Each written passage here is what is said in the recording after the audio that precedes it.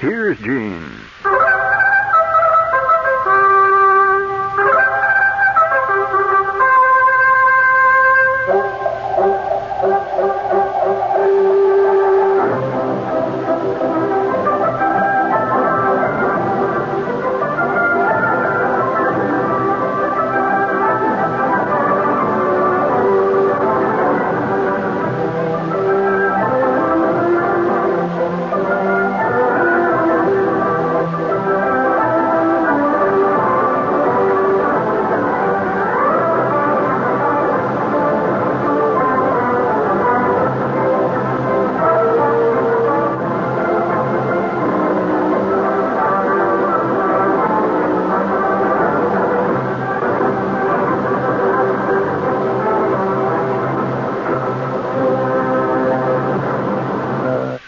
We'd like to salute tonight a brave man who was, once again, the victim of the technological culture in which we live.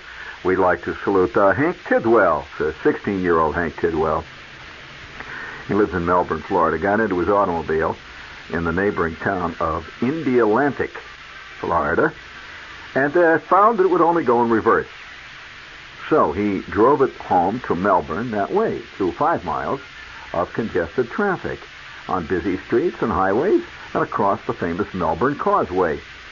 Once, said Mr. Tidwell, 16, once there was this lady driving behind me, in front of me. And, well, you know, and her expression was that she just couldn't believe what she was seeing. She'd look in the rearview mirror and she was, I must have made the day for people all along the causeway. They were pointing and laughing.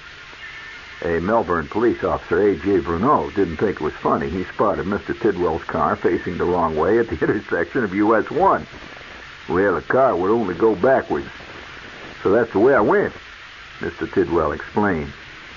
But the officer gave him a ticket anyway. And we give, you know what he wrote on the ticket? Improper backing. Well, I want to tell you, I mean, you know, anybody who's ever had his time with cars has had little incidents like this. Of course, you know, I think a lot of people only have owned new cars in their days, you know, or rented Hertz cars and stuff like that. They don't know what can happen in a car. And one of the worst experiences I ever had was very closely allied to that, to Mr. Tidwell's experience. And so, hearing this, you know, little bells went off. I'll never forget it. One night, I had this car, see. And I had worked over every inch of this car. I really loved it. It had on the speedometer. Of course, there are people, I guess, who believe in speedometers, but I did at the time. It had on the speedometer about 59,000 miles. I remember when I got it. See, I figured, well, 59,000 miles. Why? That car's just broken in. It's just broken in. Of course, what I did not know at the time, I later learned when my friend Paswinski took the differential out because of a problem I had with the differential with the smoke coming out of the back one time. Have you ever had a differential catch on fire? Well, that's what happened with this one. Yeah, actually, a differential caught on fire. So the smoke's coming out one day, and out of the back. I thought, you know, I figured it was the exhaust, but it wasn't at all. It was the differential that was burning, and it wasn't really burning. It was making a blue smoke. You know the kind of smoke you smell when the insulation is burning, that kind of smoke. So I drove into Frank's Shell station, old Frank Paswinski. See, his old buddy of mine went to school with me, and I said, "Hey, Frank, what the hell's the matter with the back end?" We put it up on the lift, see. And I said to Frank, "What's the smoke, Frank?" Frank says, "My God." He says, "You take a look at this thing?" And I said, "What's the matter, Frank?" He says, "You don't even have no differential left." He said, "How's this thing been running?" I said, "Well, I don't know, Frank. I just come home here with it. There's smoke coming out of the back." I said, "It was making a grinding sound back. It sounded like, you know, grinding tobacco or something, or grinding coffee or something in the back, but it worked." He said, "I don't see how it could. You ain't got no differential left. What you got is a case there, and it's filled with powdered metal. That's my differential." So I said, "Geez, how's that happen, Frank?" He said, "Well, how many miles this thing got on it?" And I said, "Well, Frank, it's got 59,000 miles. He said, "Oh, you're kidding. Come on now, man. That 59,000 miles. This car had 59,000 miles on it 10 years ago." I said, "Watch what it says, Frank." He said, "I'll tell you, from an educated guess, this car has gone around the circuit twice." I said, what do you mean around the circle? What's that mean? He says, the speedometer has turned 100,000 twice. I said, you mean this car's got 259,000 miles? It's got as much miles as from here to the moon? He said, well, I see maybe 40 or 50 miles short of that. You could have driven to the moon in this thing. Well, anyway, you learn about these things. See, so at that point, you know, I had my choice. So Frank said, listen, he said, I can go out. He said, I'll go to the junkyard. And he said, I'll get you a differential. He said, it cost you maybe $10, $12 at the junkyard. He said, but I'll have to put, he said, I'll put Amos on it. And he said, take Amos and me about 3 or 4 hours to put it in. He said, unless you want to put it in yourself, it's cost you about $25, $30 for a new differential. I'll put the differential in. So I figured, you know, I went home and I said to myself, well, it'll only take that differential, seeing the car will be like new then. This is one of the great myths of all times. When you've got a rotten clunker, to think that by fixing the thing that has just gone wrong with it, that your car is fixed.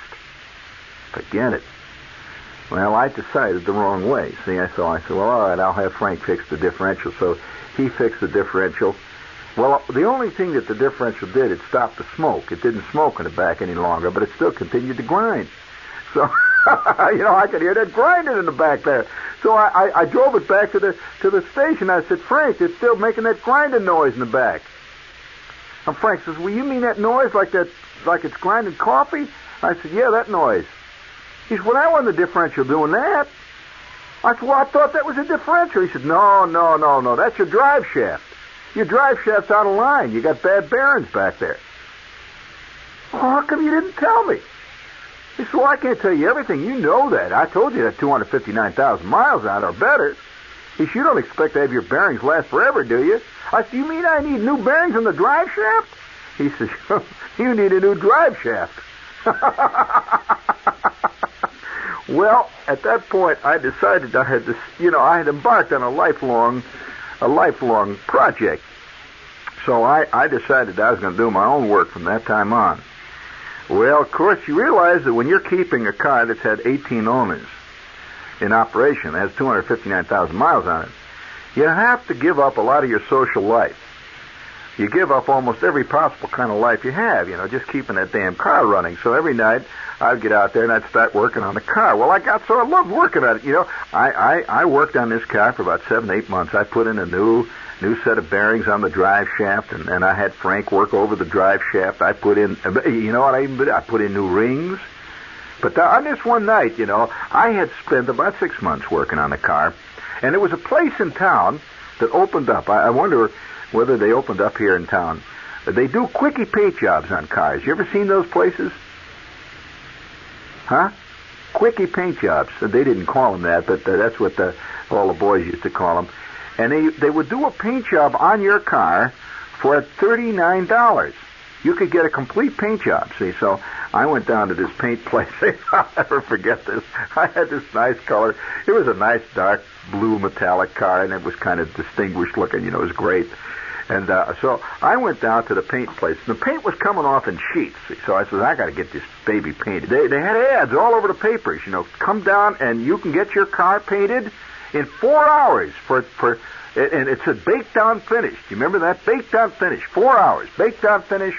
And it's only $39.95. It said, we'll take all cars with a fantastic collection of factory paint colors. So I went down to this place, and there were a lot of guys down there, and they took the cars in. Do you ever go to one of these places?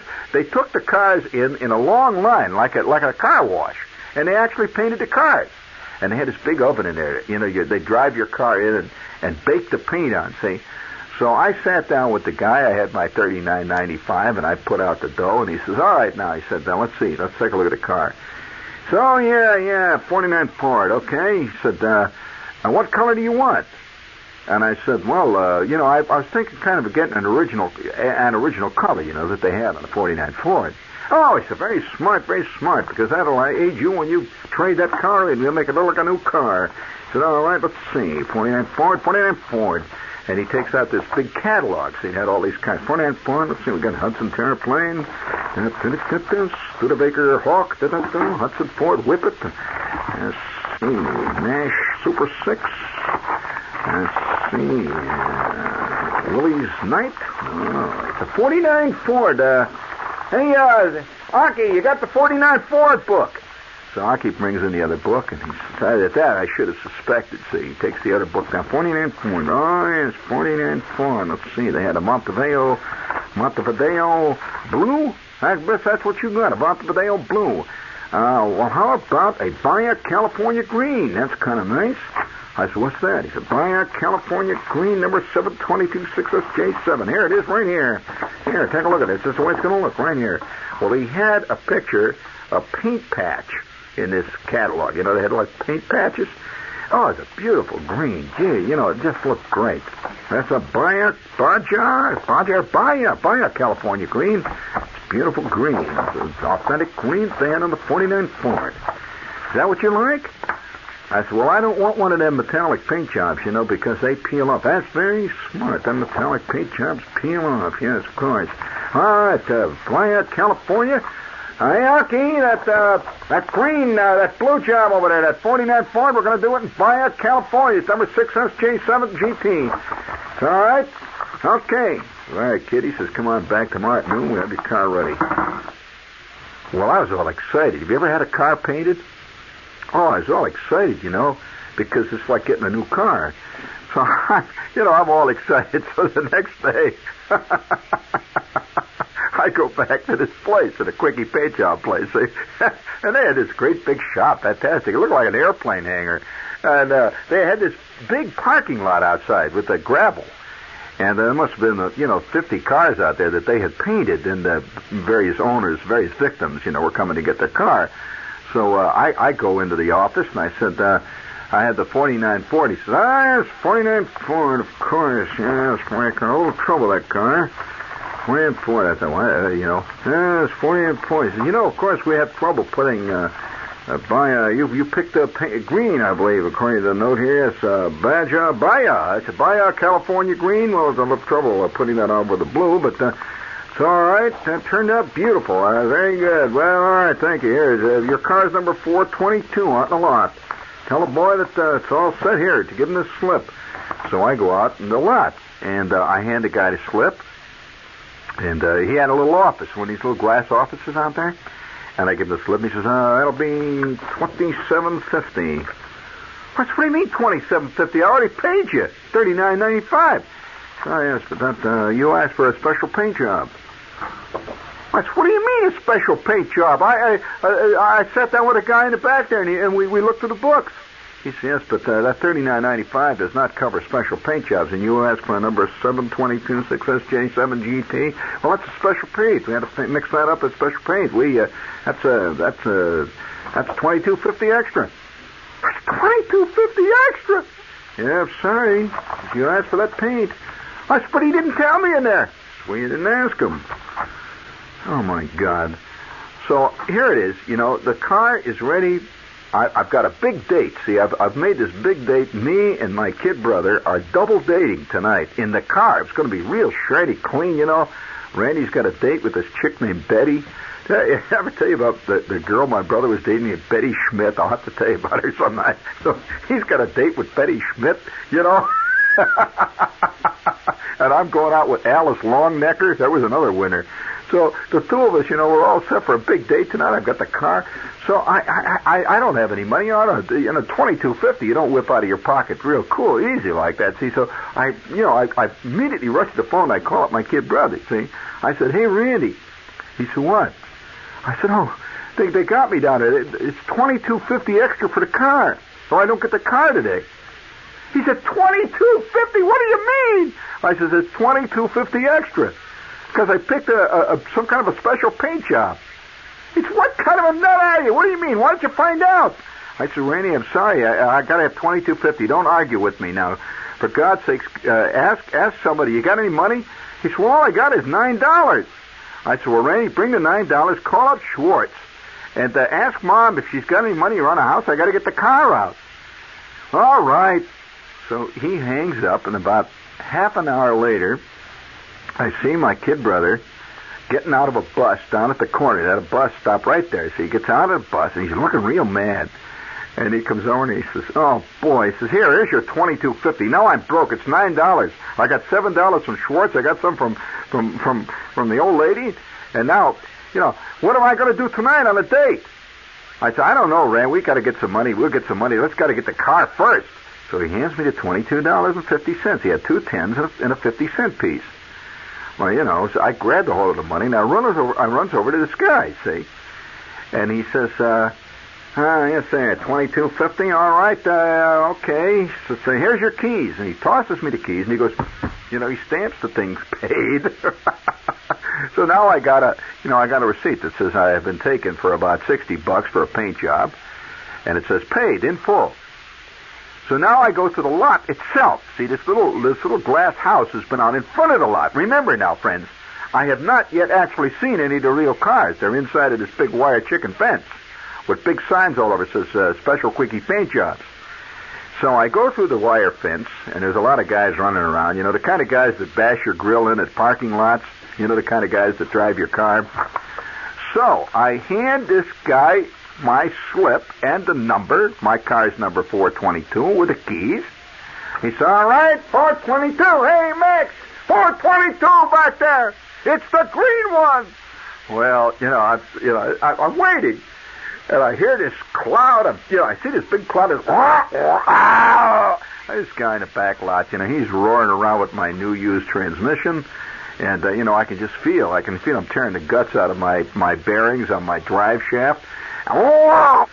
Well, he drives up with his car, and I said, "That's not my car." He says, "It's 422, ain't it?" I says, "Yeah, but it's a 49 Ford, right?" I can't believe it. My car is pickle colored. It was the color of a pickle. Well, have you ever eaten? Have you had pickles recently? You know what pickles are colored? Well, if you can imagine a pickle with 4 wheels on it, my car was pickle colored. It was one of the worst colors I ever saw in my life. And my brother is standing there. He drives up, and it's shiny. It's real shiny. It's a new paint job, but it's pickle colored. And my kid brother says, "You paid $60 for a pickle? That looks like a pickle."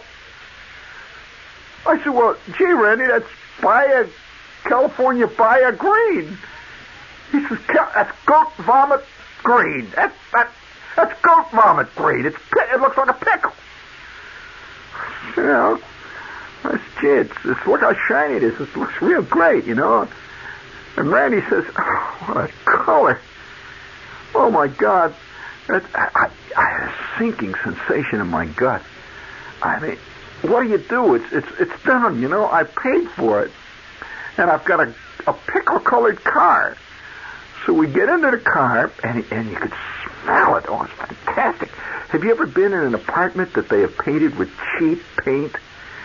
And that overpowering smell? It makes your eyes water. It makes your nose hurt inside.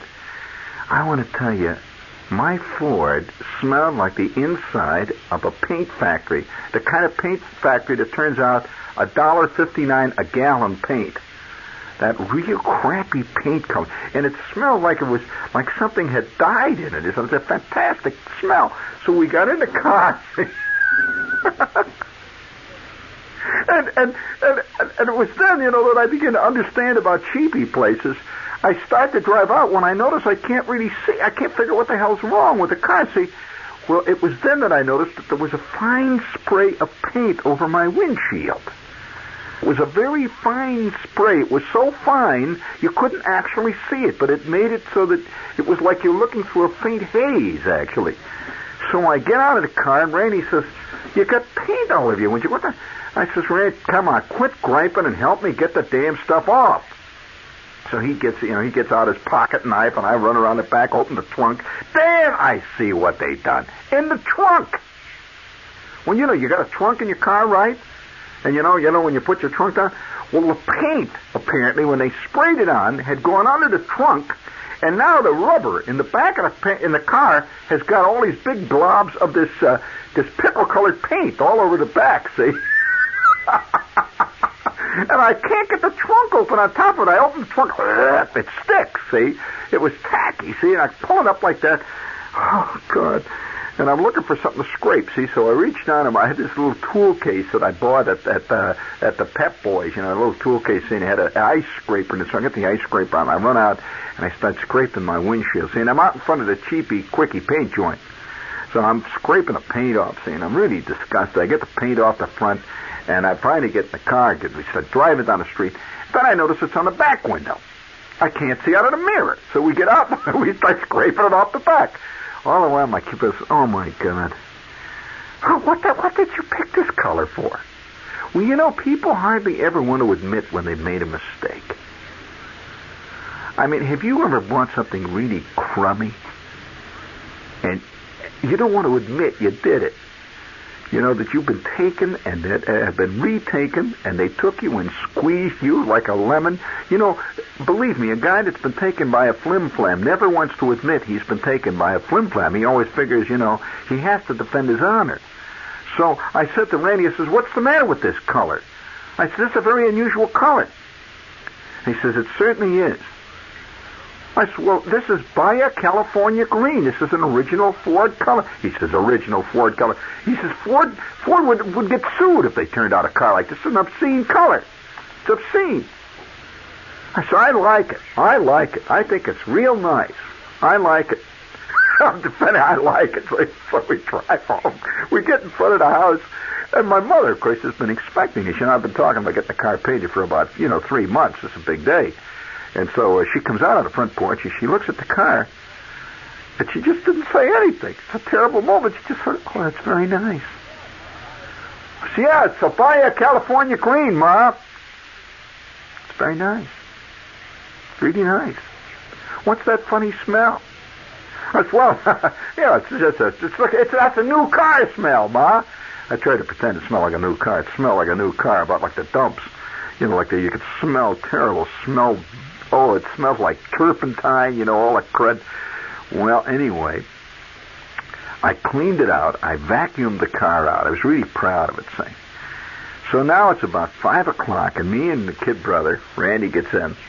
And, that's one of the great things. You never talk about, I never talk about, one of the great things about having a brother almost your same age is you can always double date and stuff. You have a great thing going, say.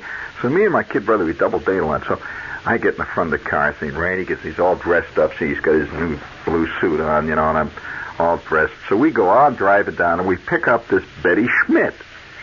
Well, Betty was a funny little chick. She had buck teeth. And we drive out, and Betty comes down the steps of her house. See, I tooted the horn. She comes running down. She stops. And she starts to laugh.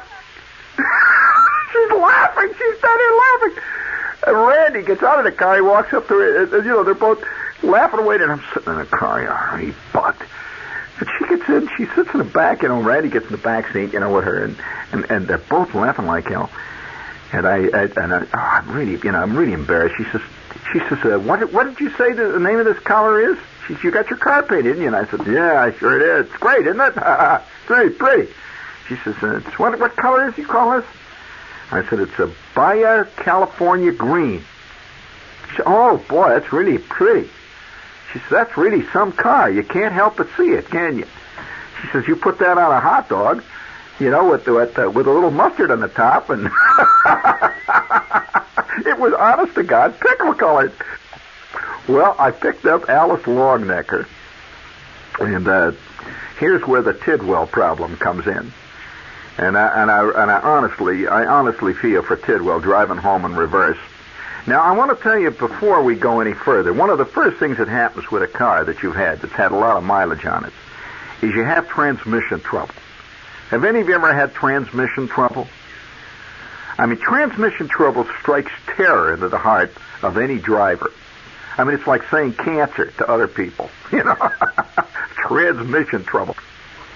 Now, I had only had, now this is the key of the story, I had only had intermittent transmission trouble. Now, that's the worst kind to have. If you have real trouble, you get it fixed. Intermittent trouble, no way.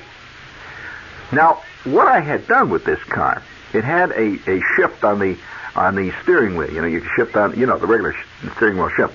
Well, because I was right in the middle of my racing bag, and I had taken the shift on the steering wheel off, and at a fantastic struggle, and buying the conversion kit down at the Ford company. I had to buy an original conversion kit, which cost me an arm and a leg.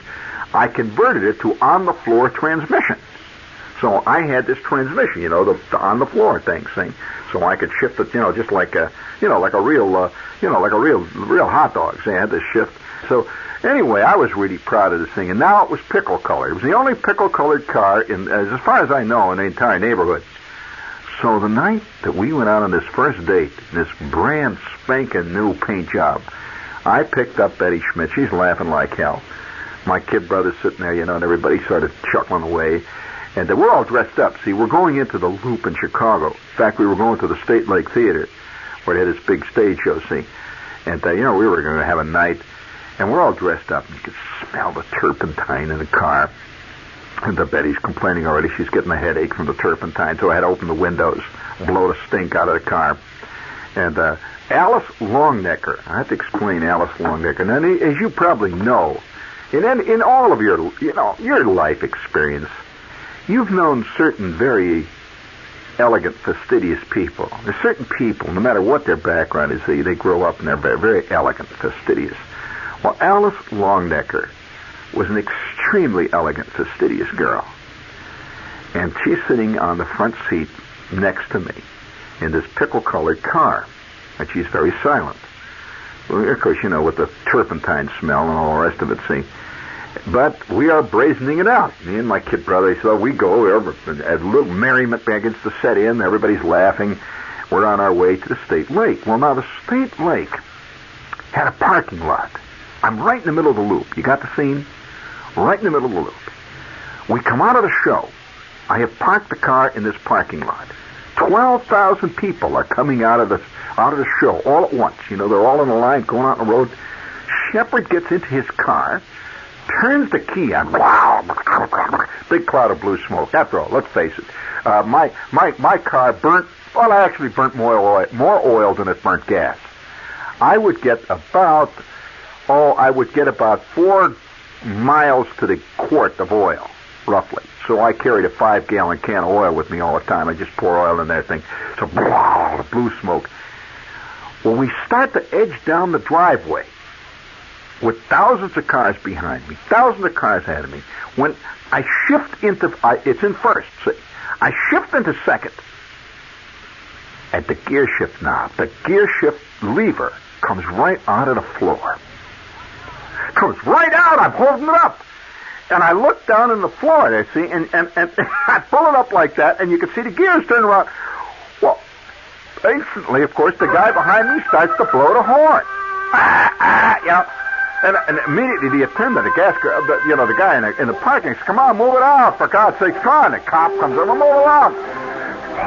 I can't get the car. First of all, I cannot get it out of second gear. I can't get it into first gear. I can't get it into nothing. So I put the clutch in and I ease the clutch out. It struggles, and it moves forward in second gear. Well, here I am. I'm going in second gear. Thousands of cars. I'm out on the outer drive. Well, have you ever driven a car in second gear on the outer drive? So my kid brother says, "Wait, I'll see if I can do something." He falls down on the floor. He comes in the front with a screwdriver and sticks it into the transmission and starts to shift the gears. It works. Well, Randy is on the floor and all the way home. See, we're supposed to go to this elegant restaurant. He's down there shifting the gears with a screwdriver sticking out of the floor, see. Well, Alice Longnecker is very quiet. And Betty Schmidt is very quiet. My brother, he doesn't have time to be quiet. He's down there hollering, "I think I got it in second." I said, "Well, for God's sake, get it on a second. Put it in high." And wow, you hear the gears? It's chewing up the end of the screwdriver. Well, we went all the way home, and this was a trip of 45 miles through traffic, shifting gears with a screwdriver. So if you think Tidwell driving his car backwards is something, you should have seen my kid brother shifting gears on a 49 Ford with a 39-cent Sears Roebuck screwdriver. Wasn't easy. And by the way, We even got so good at it that we continued to do it for a week. Oh, life.